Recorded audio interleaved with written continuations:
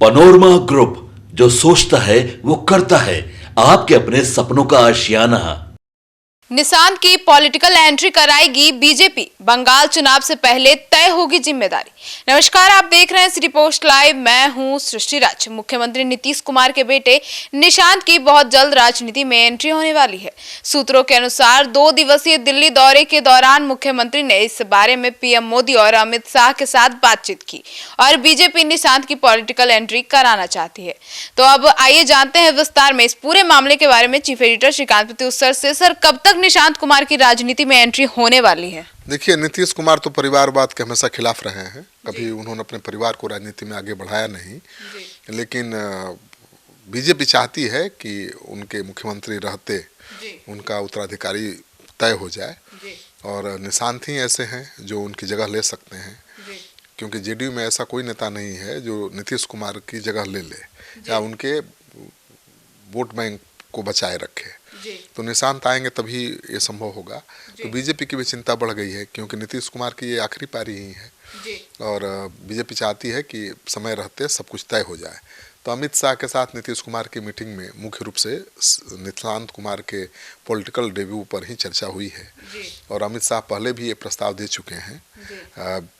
BJP के राष्ट्रीय स्तर के एक नेता की माने तो अमित शाह बिहार में नीतीश की जगह उनके पसंद के चेहरे को आगे बढ़ाना चाहते हैं, लेकिन नीतीश कुमार अभी कुर्सी छोड़ने के लिए तैयार नहीं है और कई कारण हो सकते हैं। उनके हेल्थ को लेकर बीजेपी के नेता या और जेडीयू के नेता भी चिंता में है भाई कि उनकी जगह कोई उनका उत्तराधिकारी हो जाए, और निशांत को आगे लाने की मांग तो पहले से होती रही है। और मुझे लगता है कि अब खरमास बाद, यानी 14 जनवरी 15 जनवरी के बाद कभी भी निशांत का राजनीति में एंट्री हो सकती है।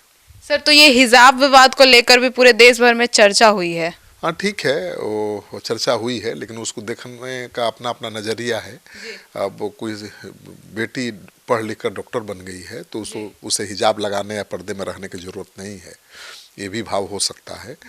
लेकिन ठीक है, विवाद तो लगातार हो ही रहे हैं, लेकिन अब बीजेपी चाहती है कि नीतीश कुमार खुद अपना उत्तराधिकारी तय कर ले, और नीतीश कुमार परिवारवाद को कभी आगे बढ़ाया नहीं, और पार्टी के लोग ये जानते हैं कि बिना उनके बेटे निशांत के पार्टी की कमान कोई संभाल नहीं सकता।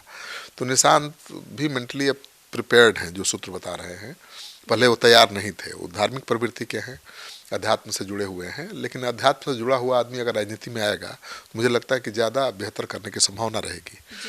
तो देखिए क्या होता है। सर, लेकिन संभव तो तभी होगा ना जब नीतीश कुमार तैयार होंगे, वो तो परिवारवाद के खिलाफ रहते हैं। तो जेडीयू के नेता लगातार कहते रहे हैं, जब भी कोई सवाल पूछता है कि कब निशांत आएंगे, तो जेडीयू के तमाम नेता कहते रहे हैं कि उनकी इच्छा तो है कि वो आएँ, लेकिन ये तो फैसला नीतीश कुमार को ही लेना है।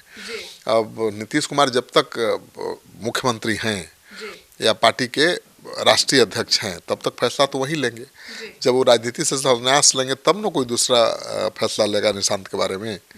तो नीतीश कुमार को ही मनाने के लिए बीजेपी जुटी हुई है, और अमित शाह मोदी के साथ जो मुलाकात हुई है उस पर निशांत के पॉलिटिकल डेब्यू पर चर्चा हुई है। अब क्या हुआ, नीतीश कुमार तैयार हुए हैं या नहीं, ये कहना बड़ा मुश्किल है। सर, तो उनकी मर्जी के खिलाफ हो पाएगा ये? उनकी मर्जी के खिलाफ तो न उनको कोई सीएम की कुर्सी से हटा सकता है और न निशांत को राजनीति में ला सकता है। लेकिन अब तब है कि जब तय कर लेंगे कि ठीक है, हमको मुख्यमंत्री की कुर्सी छोड़नी है, अपने बेटे को या अपनी कुर्सी सीएम की छोड़नी है बेटे के लिए या पार्टी के लिए, तभी कुछ हो पाएगा।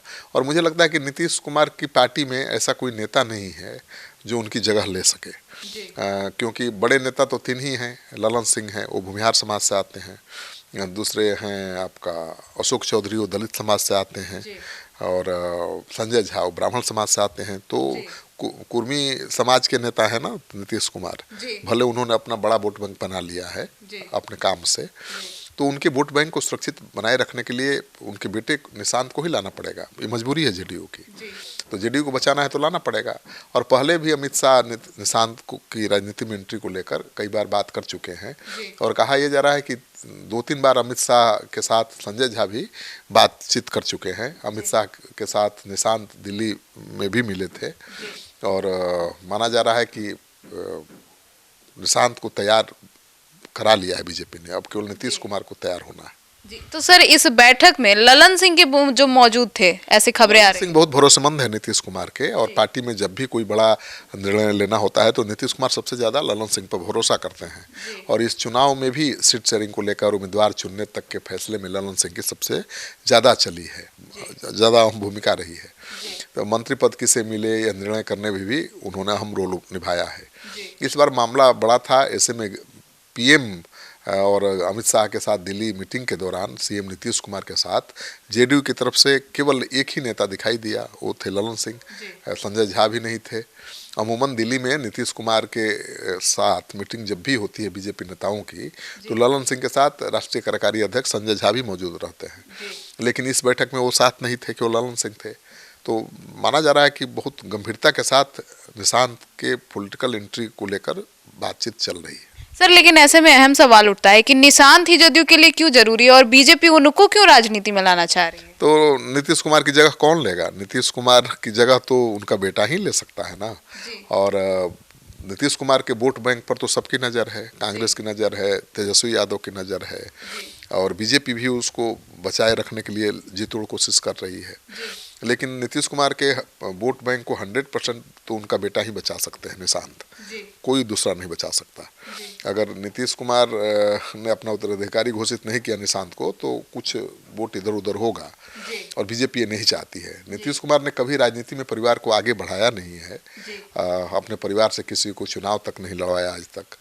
वह अपने आदर्श कर्पूरी ठाकुर के आदर्शों मानते हैं, और इसका नतीजा ये है कि नीतीश कुमार के बाद पार्टी में सभी नंबर 2 के नेता हैं, कोई अब नंबर 1 का नेता नहीं है। एक भी नेता ऐसा नहीं है जिसे पार्टी के भीतर और राज्य भर में स्वीकार किया जाए। और एक बार नीतीश कुमार जीतन राम मांझी को पार्टी में अपनी जगह देकर देख चुके हैं, तो वो खतरा भी नहीं मोलना चाहते हैं। दोबारा किसी भी सूरत में पार्टी में टूट वो चाहते नहीं हैं। पार्टी में कोई और नेता नहीं है जिसकी पकड़ पूरे बिहार में हो और कोई दूसरा नंबर का नेता बन सके। तो मुझे लगता है कि नीतीश कुमार को आगे चलकर निशांत के नाम पर ही मुहर लगानी पड़ेगी।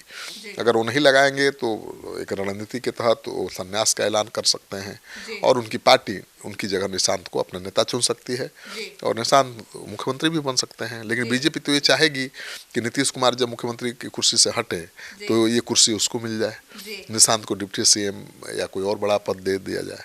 लेकिन अब जेडीयू इसके लिए तैयार होगा कि नहीं, ये कहना बड़ा मुश्किल है, क्योंकि जेडीयू अब मजबूर नहीं है।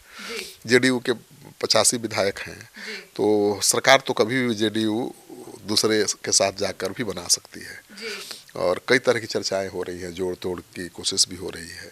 और नीतीश कुमार जब जाएंगे महागठबंधन के साथ तो सरकार उनकी आसानी से बन सकती है। तो नीतीश कुमार को नाराज करने का जोखिम बीजेपी नहीं लेना चाहती है, तो निशांत की राजनीति में एंट्री करवा के नीतीश कुमार को निश्चिंत कर देना चाहती है। अगर ऐसा हो गया तो नीतीश कुमार की पार्टी अब बीजेपी के साथ ही बनी रहेगी, लेकिन इसके लिए जरूरी है कि नीतीश कुमार तैयार हो जाए। जी। तो सुना आपने हमारे इस डिबेट को, तो अब इस पर आपकी क्या राय है? बाकी इस पूरे खबर पर, इस पूरे प्रकरण पर सिटी पोस्ट लाइव की नजर बनी हुई है। जैसे ही कोई अपडेट आती है सबसे पहले लेकर आपके पास पहुंचेंगे। धन्यवाद।